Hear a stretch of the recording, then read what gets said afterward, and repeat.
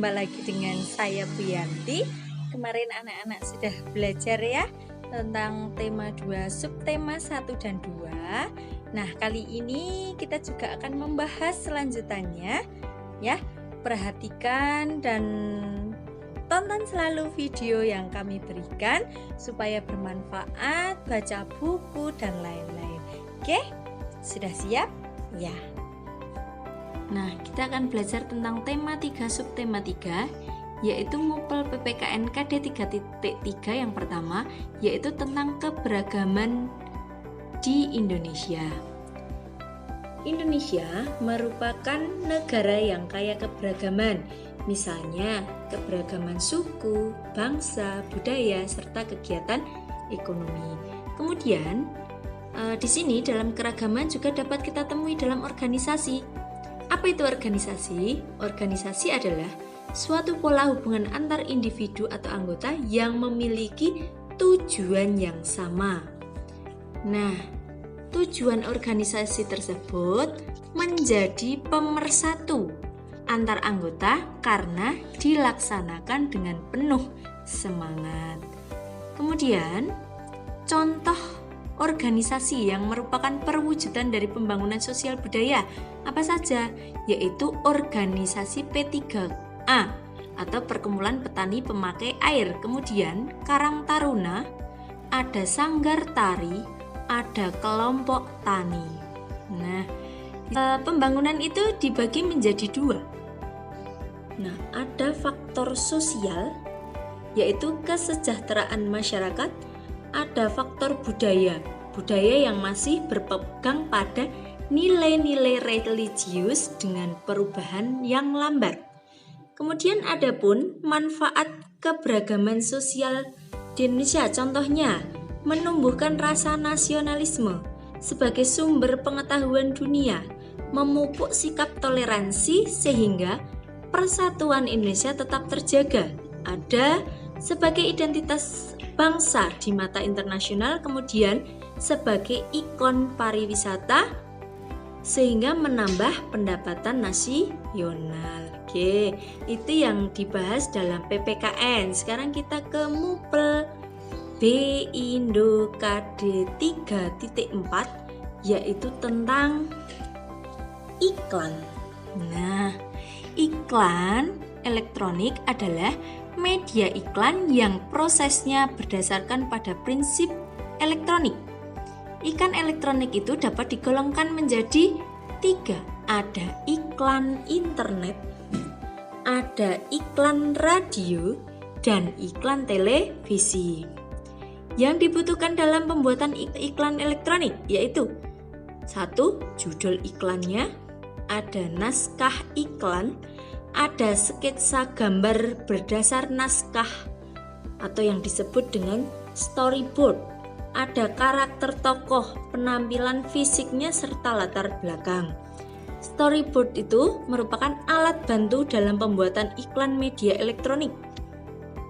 Bentuk storyboard berupa sketsa gambar yang disusun berurutan sesuai dengan naskah.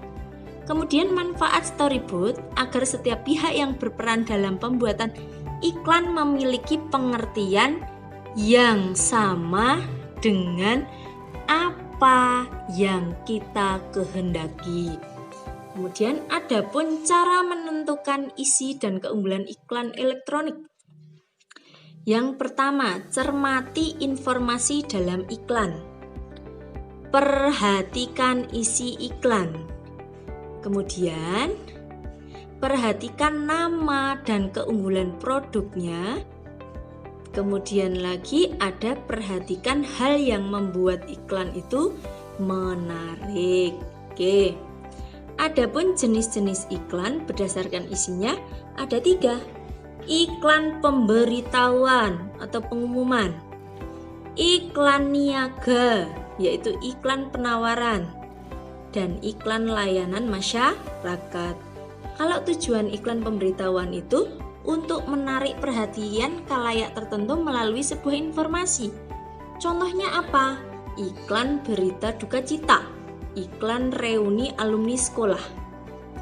Kemudian ada pun Tujuan iklan penawaran atau niaga untuk menawarkan barang atau jasa kepada khalayak ramai.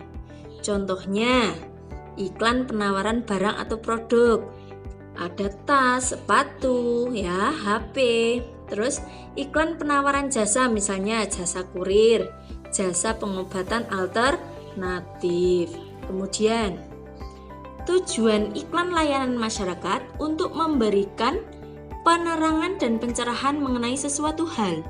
Contohnya, iklan pentingnya menghemat energi. Kemudian, iklan pentingnya makanan sehat ya. Terus iklan pentingnya makan ikan. Itu juga termasuk iklan layanan masyarakat. Ada kriteria iklan layanan masyarakat. Tidak bertujuan komersial, bersifat umum, untuk semua lapisan masyarakat, diajukan oleh organisasi yang diakui, memiliki dampak dan kepentingan tinggi. Yang perlu diperhatikan saat menampilkan iklan di depan kelas yaitu ada artikulasi yang jelas, percaya diri, suara keras dan lantang, kontak mata dengan penonton, memastikan perlengkapan telah disiapkan, kemudian menghafalkan dialog atau peran yang sesuai dengan naskahnya, tidak menghalangi pandangan penonton. Nah, itu Mupel B Indo KD 3.4. Sekarang kita ke Mupel IPA KD 3.3, yaitu tentang sistem pencernaan manusia. Salah satu ciri makhluk hidup adalah memerlukan makanan. Ya, makanan yang kita makan hendaknya mengandung 4 sehat 5 sempurna. Sudahkah demikian anak-anak? Ya, tentunya sudah ya di rumah ya. Bagi yang tidak suka ikan, harus makan ikan. Harus suka supaya apa? Badannya tetap sehat. Gangguan pencernaan biasanya muncul dengan gejala apa saja? Perut mual, kembung, ya, penuh gas, kram atau rasa kurang nyaman, ya. Agar terhindar dari gangguan pencernaan, hindari makanan pembentuk asam pada lambung. Seperti protein hewani itu daging, telur, dan susu. Kemudian makanan yang menimbulkan gas, ada ubi, nangka, kacang-kacangan ya. Habis makan ubi terus buang gas. Makanan pedas dan berbumbu kuat. Makanan terlalu panas atau terlalu dingin. Kemudian merokok, terus kopi ya, karena kopi itu juga kalau kebanyakan kurang baik. Gorengan, terus makanan yang menimbulkan alergi lainnya. Kemudian ada penyebab penyakit gangguan pencernaan, bakteri dan virus, kekurangan serat dan vitamin, kebiasaan mengkonsumsi makanan yang tidak sehat, pola makan tidak teratur, dan makanan dan minuman tidak bersih. Adapun penyakit gangguan organ pencernaan manusia, ada disentri, ada cacingan, wasir, malnutrisi. Malnutrisi itu disebut dengan kurang gizi ya anak-anak ya.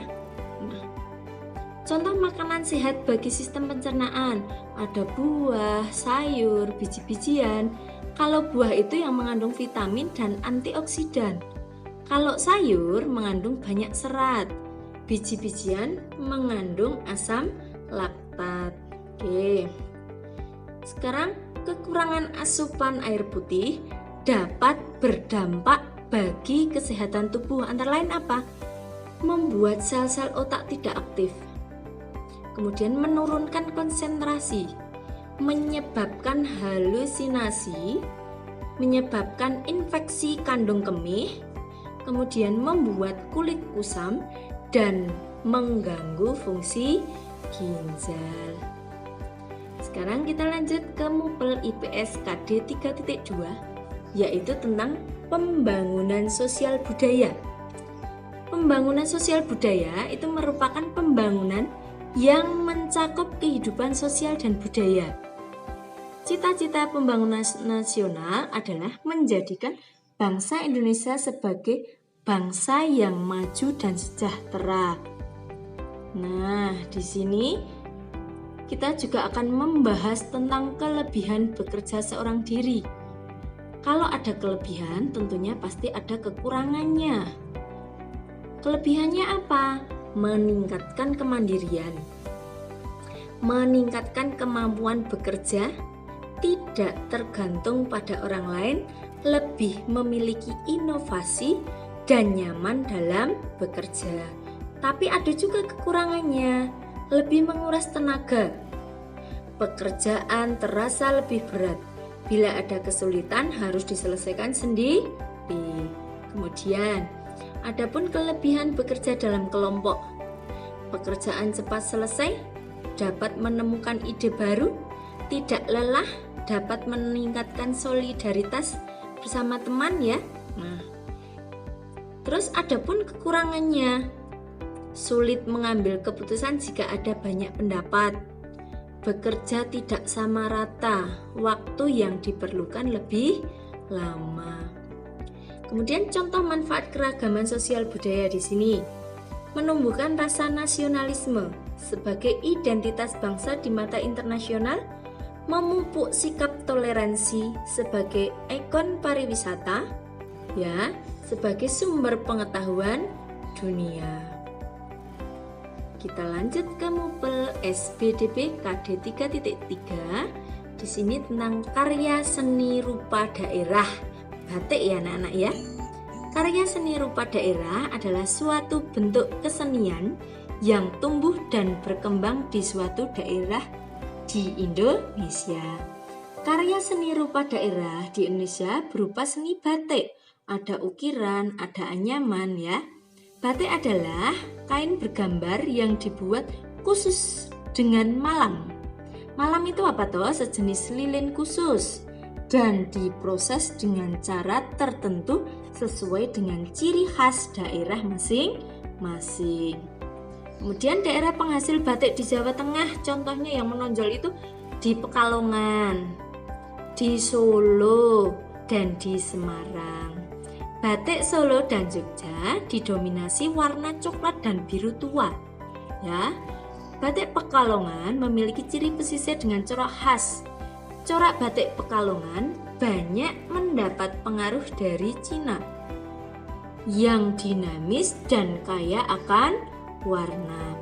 Batik Pekalongan didominasi dengan warna cerah, misalnya hijau, kuning, merah, merah muda, serta didominasi motif bunga-bunga. Adapun batik di Semarang didominasi warna coklat, kuning, hijau, hitam dengan motif alam seperti bunga, daun, dan burung. Kemudian ini adalah contoh daerah penghasil batik di Indonesia: Pekalongan, Solo, Jogja, Semarang, Bali, Aceh, Tegal, Riau, kemudian ada Cirebon ya.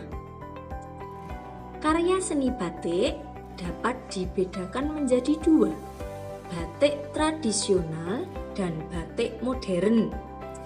Ciri batik tradisional, coraknya memiliki makna simbolik, umumnya bermotif ular, warna cenderung gelap, motif batik ciri khas daerah asal. Ciri-ciri batik modern, coraknya tidak memiliki makna simbolik khusus, umumnya bermotif tumbuhan dan rangkaian bunga. Warna cenderung bebas, ada biru, ungu, merah. Motif batik bukan merupakan ciri khas daerah asal. Kemudian teknik pembuatan batik itu dibedakan menjadi tiga, ada teknik tulis, teknik cap, dan teknik cetak. Nah, ini contohnya macam-macam motif batik ya. Ada motif batik Cirebon, itu Megamendung. Motif batik Solo itu Parangkusumo. Motif batik Pekalongan ya. Makna dari motif batik.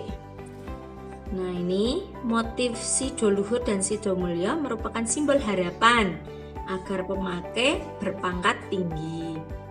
Kemudian motif tuntrum, simbol harapan agar pemakainya menemukan kehidupan yang rukun.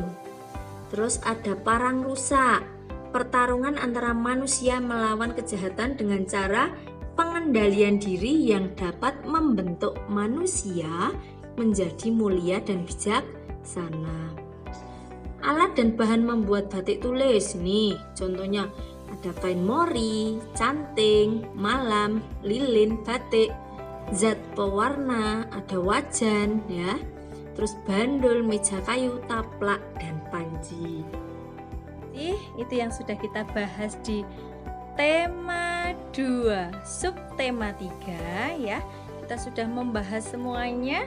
Semoga bermanfaat dan anak-anak bisa belajar lagi melalui buku, catatan, video, dan lain-lain. Oke, bye-bye.